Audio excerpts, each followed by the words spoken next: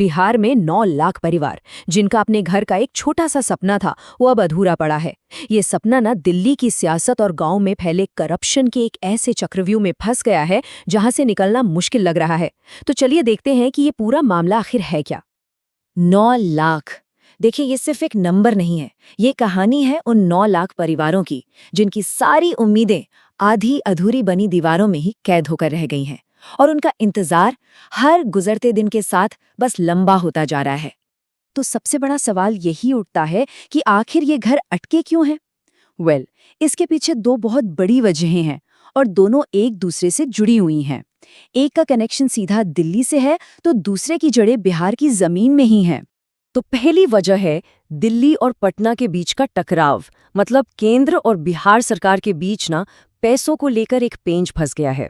एक ऐसा पॉलिटिकल और एडमिनिस्ट्रेटिव डेडलॉक जिसकी वजह से फंड्स ही रोक दिए गए हैं। अच्छा, तो मामला ये है, केंद्र सरकार कह रही है कि भाई करप्शन रोकने के लिए अब पैसा सीधे आरबीआई के जरिए भेजा जाएगा।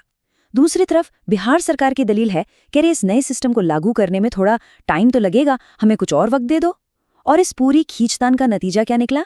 नतीजा ये कि पिछले 5 महीनों से एक पैसा नहीं आया है, फंड पूरी तरह से बंद।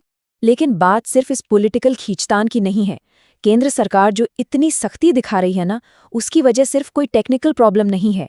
असली कहानी तो और भी चौंकाने वाली है। वो है जमीनी स्तर पर फैला हुआ घोटाला और करप्शन, जिसने इस पूरी योजना की कमर ही तोड़ दी है। एक केस बताता हूं आपको, पश्चिमी चंपारण का। आशा देवी नाम की एक महिला, जिनके पास 11 कमरों का पक्का मकान है, बेटा इंजीनियर है, और उन्हें बेघर दिखाकर आवास योजना का पैसा दे दिया गया। ये इस बात का जीता जागता सबूत है कि सिस्टम में दीमक किस हद तक लग चुकी है। और ऐसा नहीं है कि ये बस एक केस है। सारण में तो इससे भी एक कदम आगे की कहानी है। यहाँ अधिकारियों की मिलीभगत से एक ही परिवार के 8 लोगों को फंड मिल गया। और हद तो देखिए, नाबालिग बच्चों के नाम पर भी पैसे निकाल लिए गए। इससे आप अंदाजा लगा सकते हैं कि जड़ें कितनी गहरी हैं। हाँ, ऐसा नहीं है कि कुछ हो नहीं रहा। कुछ जगहों पर एक्शन लिया भी गया है। बांका से लेकर भागलपुर तक कुछ अधिकारियों को सस्पेंड किया गया, किसी पर फाइन लगा। लेकिन ये छोटे छोटे एक्शन ना उस बड़े सिस्टमिक फेलियर की तरफ इशारा करते हैं, जहां वेरिफिकेशन बस नाम का हो रहा है, असल में तो बस खाना पूर्ति चल रही है। तो इस पूरी सियासत और इस पूरे करप्शन के बीच में पिस कौन रहा है? बिल्कुल वही गरीब आदमी जिसके लिए ये पूरी की पूरी स्कीम बनाई ही गई थी। तो अब सिचुएशन ये है, केंद्र कह रहा है भाई पहले अपना सिस्टम सुधारो, फिर पैसा मिलेगा।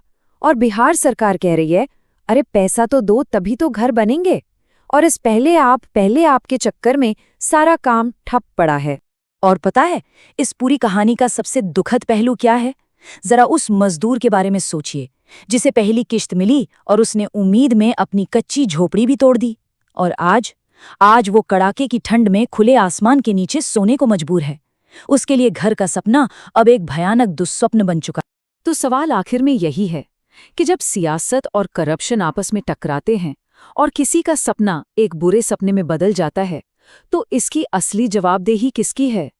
कौन है जिम्मेदार उन 9 लाख परिवारों के टूटे हुए सपनों का?